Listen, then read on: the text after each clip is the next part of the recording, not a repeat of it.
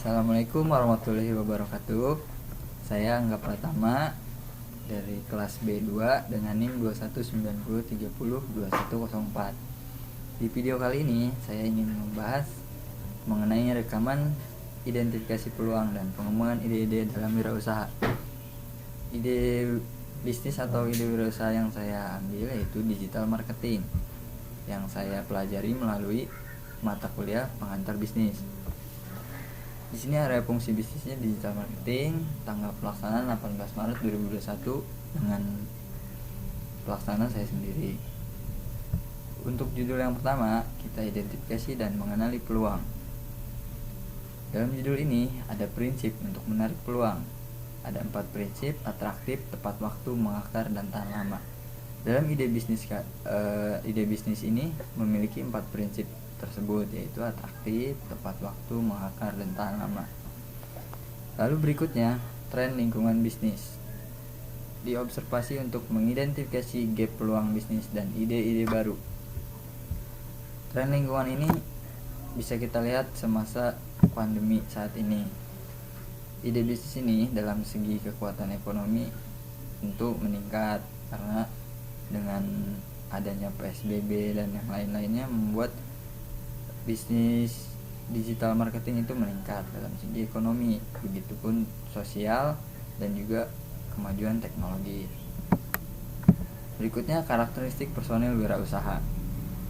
Dalam karakteristik ini tentu pengalaman sangat penting, tetapi di sini lebih berfaktor kognitif lebih mendominasi, seperti lulusan sarjana ekonomi contohnya.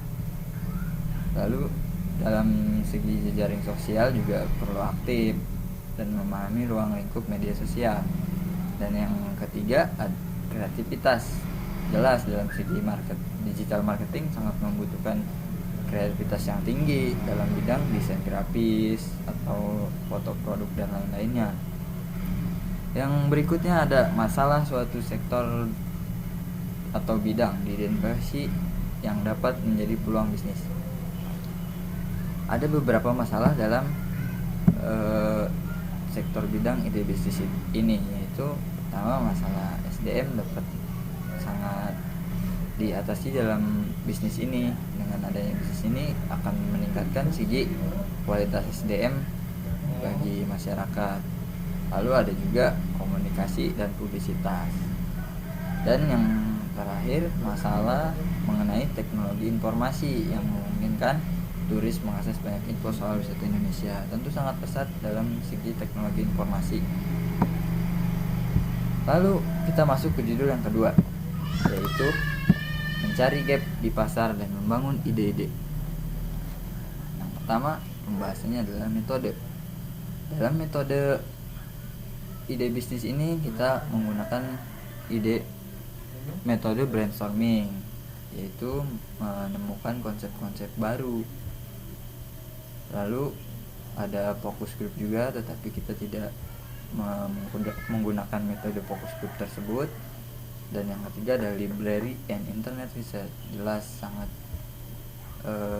kita sangat menggunakan metode library dan internet research ini karena itu sangat membutuhkan riset dari internet. Berikutnya ada kesenjangan suatu produk. Dalam digital marketing ini kesenjangan yang sangat menonjol yaitu kesenjangan kualitas, karena yang saya amati di internet dan marketplace yang sudah ada saat ini masih banyak foto produk yang kurang menarik dalam segi desain dan segi lain-lainnya dalam pemasarannya juga. Oleh karena itu kita akan mengurangi kesenjangan kualitas dalam desain dalam dunia digital ini dengan adanya ide bisnis ini. Berikutnya yaitu strategi mengisi gap pasar.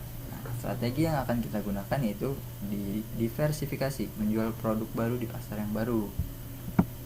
Dan yang berikutnya ada tipe ide-ide ini. Nah, ide-ide ini termasuk dalam menyelesaikan masalah. Tentu yang kita tahu masalah-masalah yang ada di dunia digital itu masih kurangnya kreativitas dalam segi desain, segi daya tarik atau dan lain-lainnya, itu sangat menyelesaikan masalah sekali dengan adanya ide bisnis digital marketing ini. Lalu berikutnya, memberi kenyamanan. Tentu jelas memberi kenyamanan, karena setelah kita membuat ide-ide yang menarik, ide-ide yang beragam yang menarik konsumen, akan memberikan kenyamanan bagi si pengguna jasa kami ini. Dan yang terakhir, kita masuk pada ide-ide bisnis. Ide bisnis yang dapat diidentifikasi dari segi ini, yaitu dari segi digital marketing ini kita akan mengembangkan digital marketing pada pasar. Lalu yang kedua ada mengembangkan desain grafis foto produk. Nah, seperti yang saya katakan tadi, di marketplace saat ini masih banyak sekali foto-foto produk yang terlalu biasa aja, atau yang ngasal ambil, yang penting ada fotonya. Nah, kita akan mengurangi seperti itu. Jadi kita akan lebih berkembang lagi agar memiliki daya tarik yang lebih tentunya. Yang berikutnya, meningkatkan kualitas SDM dalam mengelola bisnis dan marketing pada media sosial. Nah, ini sangat penting sekali dalam era pandemi seperti ini.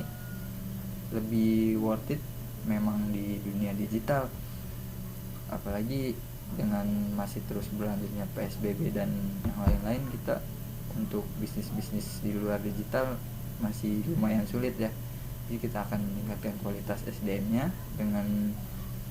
dengan cara menaikkan digital marketing, mungkin akan menjadi lebih baik untuk mendapatkan penghasilan dari segi digital marketing. Ya, berikutlah penjelasan mengenai identifikasi ide-ide bisnis kali ini. Semoga membantu, dan bila ada kesalahan mohon dimaafkan, karena saya juga masih sama-sama belajar. Sekian dari saya. Wassalamualaikum warahmatullahi wabarakatuh.